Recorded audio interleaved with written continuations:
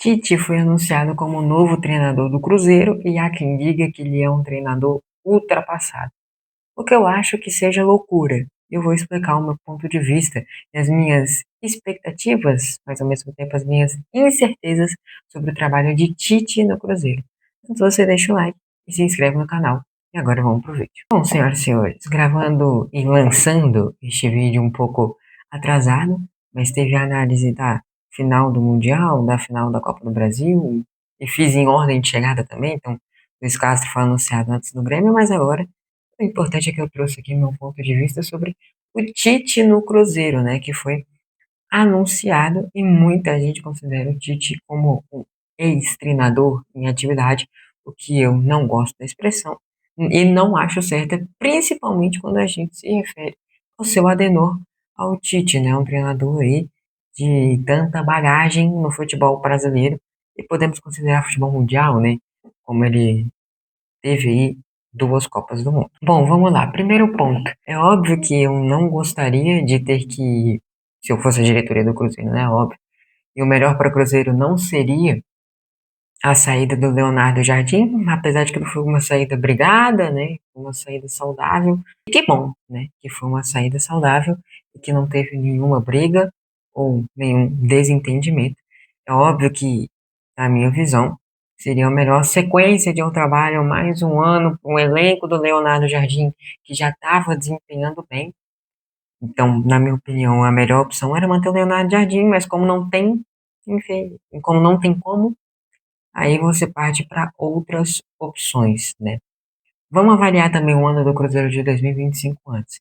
É um ano que, por ter outros treinadores antes, acaba que a Sul-Americana é perdida, né?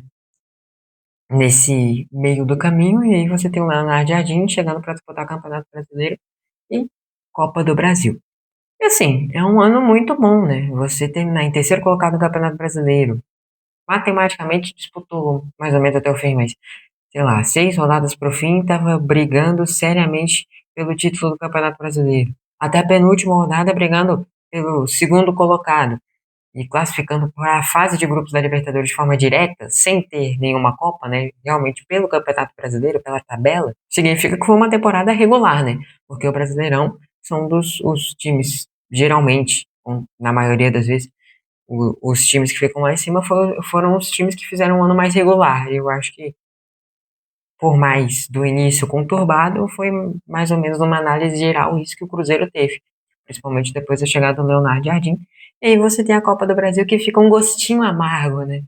Fica um gostinho amargo porque, pô, você, apesar de ter feito um primeiro jogo inferior ao seu adversário dentro da sua casa, você na casa dele no jogo de volta faz o 2-0 que seria o placar para virar, joga muito bem, é superior ao adversário até o momento que você faz o gol, depois ali você faz o segundo gol, fica meio dividido e perde a vaga nos pênaltis com 3 match points, né?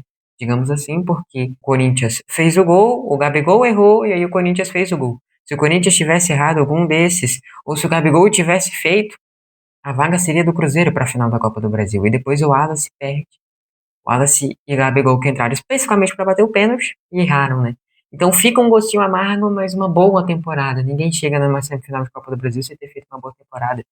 Ou pelo menos na maioria das vezes, né? Seguindo a lógica, mas o Cruzeiro foi bem. E aí nós tínhamos 3 opções para assumir o Cruzeiro em 2025. Paulo Pesolano, uruguaio, que agora acabou assumindo o Internacional.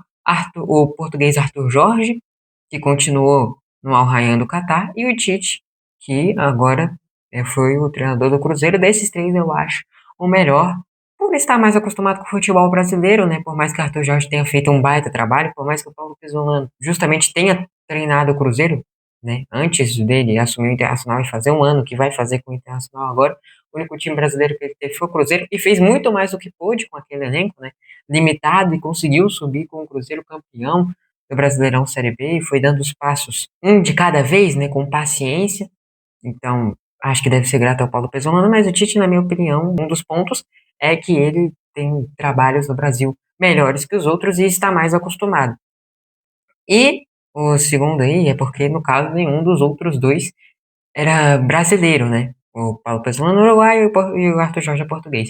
Mas no Brasil, acho que não existia treinador brasileiro, não existia treinador melhor do que o Tite, né? hoje em fase, talvez, até porque o Tite ficou um tempão fora aí, e o Felipe Luiz, que justamente deu sequência ao trabalho dele, né? O Tite foi demitido no Flamengo, e aí o Felipe Luiz assume o Flamengo hoje. Pelo momento, provavelmente o Felipe Luiz é o melhor treinador brasileiro. Mas antes do Felipe Luiz, que é basicamente há um ano atrás, né, você colocava o Tite ainda como melhor treinador brasileiro. E se desconsiderar o Felipe Luiz, provavelmente é.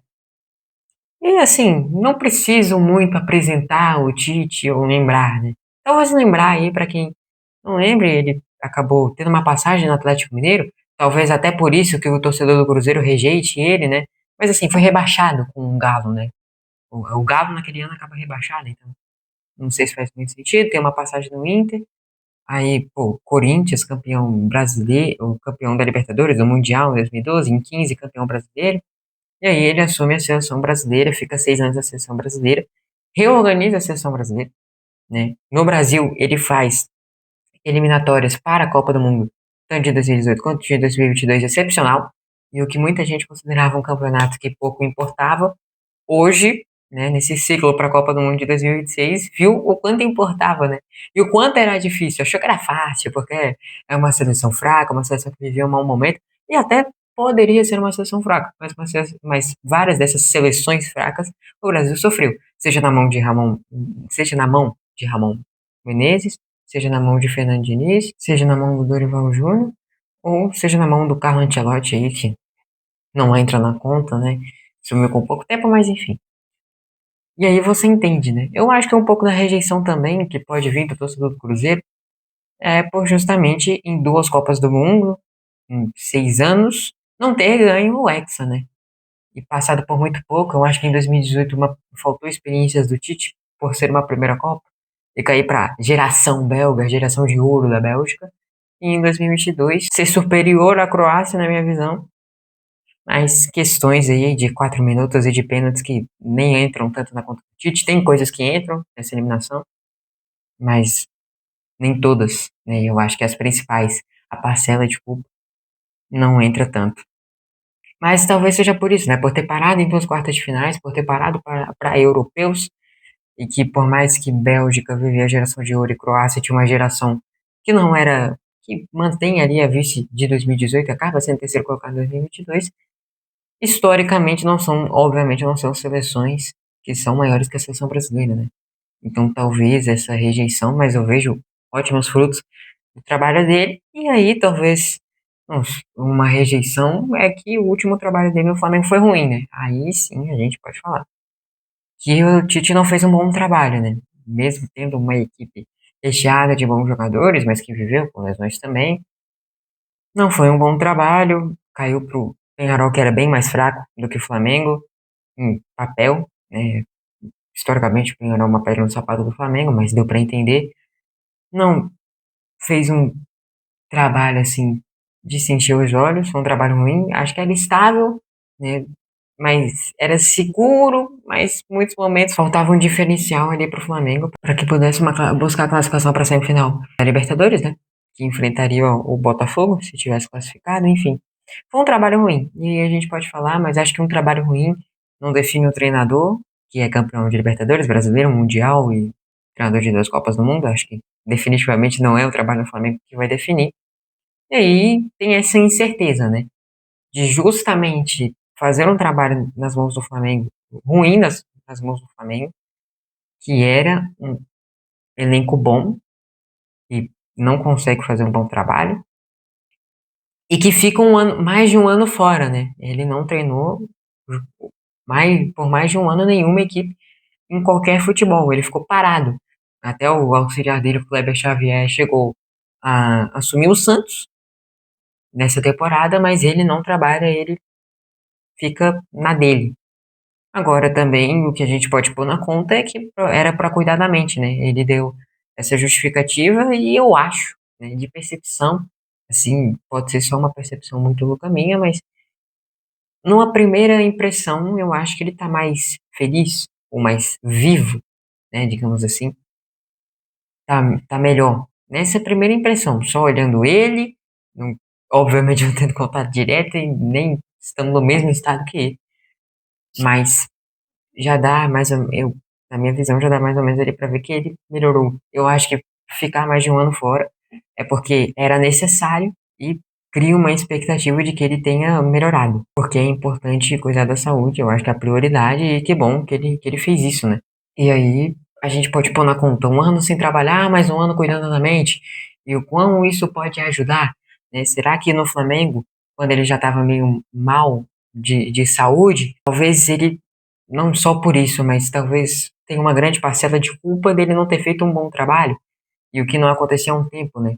Porque ele fez bons trabalhos no Corinthians, na seleção brasileira, e aí do nada no Flamengo, que era o trabalho que mais tinha expectativa, justamente pelo elenco e pelo treinador, não casar, não juntar, não dar certo. Então ficou naquilo, mas eu tenho uma expectativa de que esse um ano fora tenha sido muito importante para ele. E que bom que ele foi cuidar da saúde e que ele volte melhor, né? Em relação ao trabalho dele com o do Leonardo Jardim, tem diferenças.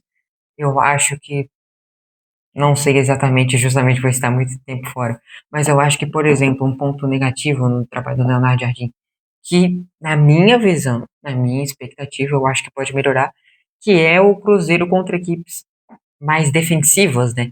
No momento de defesa em que o Cruzeiro tinha que pegar a bola, rodar a posse para tentar achar o espaço, ao invés de só transitar com muito espaço, não, equipes mais fechadas, equipes que talvez não atacam tanto, que são muito sólidas defensivamente, o Cruzeiro de Leonardo Jardim tinha essa dificuldade de pegar a bola, de rodar e de criar espaços, de gerar oportunidades. Eu acho que o Cruzeiro de Tite tende a ser melhor. E eu acho que passa uma segurança maior. O Tite passa segurança, né? Até porque qualquer um dos três, né, se fosse ou o Arthur Jorge ou o Paulo Pesolano, acho que não passaria essa segurança. O Paulo Pesolano tem a gratidão pelo que ele fez, mas pô, será que ele vai conseguir? Num nível maior, agora o Cruzeiro disputando coisas maiores, né? Como eu falei, quando ele assumiu o Cruzeiro, era um passo de cada vez. Agora o Cruzeiro alçava voos maiores, né? E vai alçar.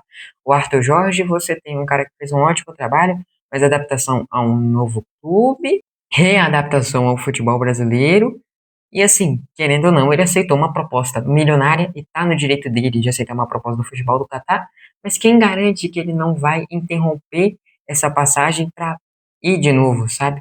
É uma questão também do Luiz Castro, do Grêmio, né?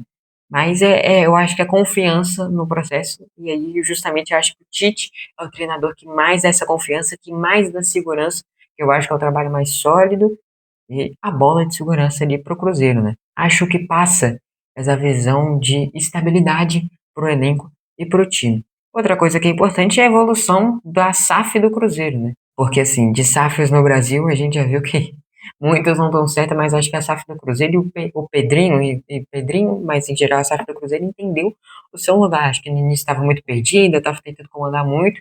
Eu acho que quando chega, principalmente quando chega o Léo Jardim, eles entendem o lugar, dá um elenco para trabalhar, contrata scout, entende o momento, como montar o elenco e vai preenchendo essas lacunas que faltavam e entendendo o papel deles como SAF. Entendendo o papel deles como SAF. E aí eu acho importante essa evolução justamente para o Tite chegar e ter um trabalho, ter confiança entre SAF, a diretoria e o treinador.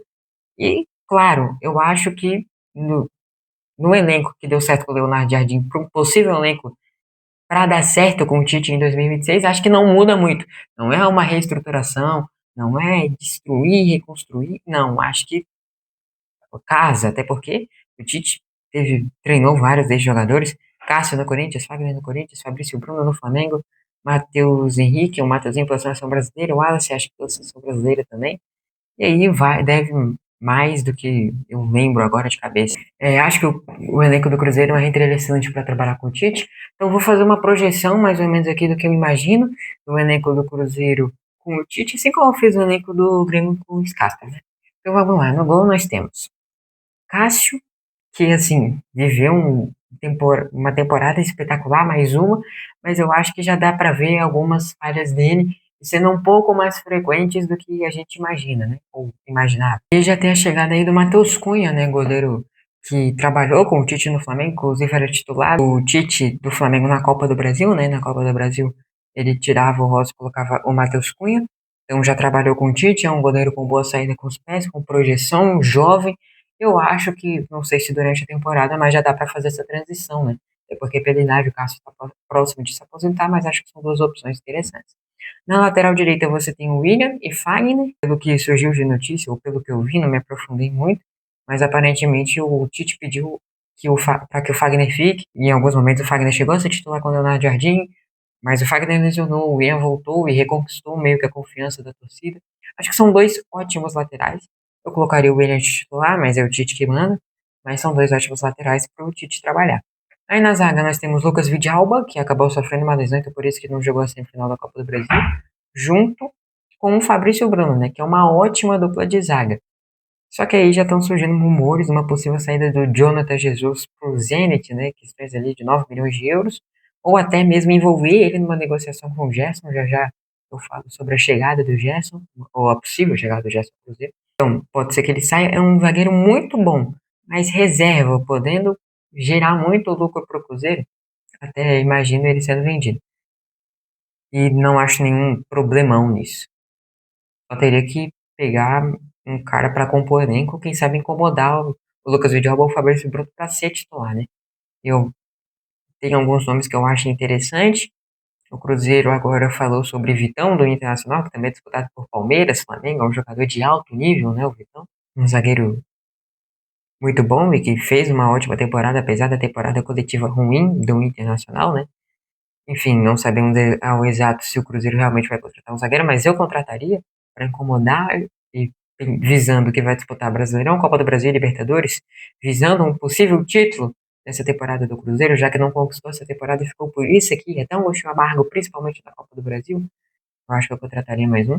Na lateral esquerda nós temos o Kaique Bruno e o bom jovem que me fugiu o nome agora, talvez Cauã Prates.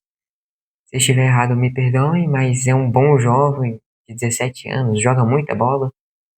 E o Kaique Bruno, que fez talvez a temporada da vida dele, provavelmente um dos melhores laterais esquerdos desse Brasileirão, então não tenho nem o que falar. No meio-campo, nós temos Lucas Silva e Lucas Romero, Matheus Henrique e Wallace como volantes. O Wallace, eu acho que não vive um bom momento e não é muito das características do Tite, por mais de tudo que ele viveu e já foi convocado pelo Tite.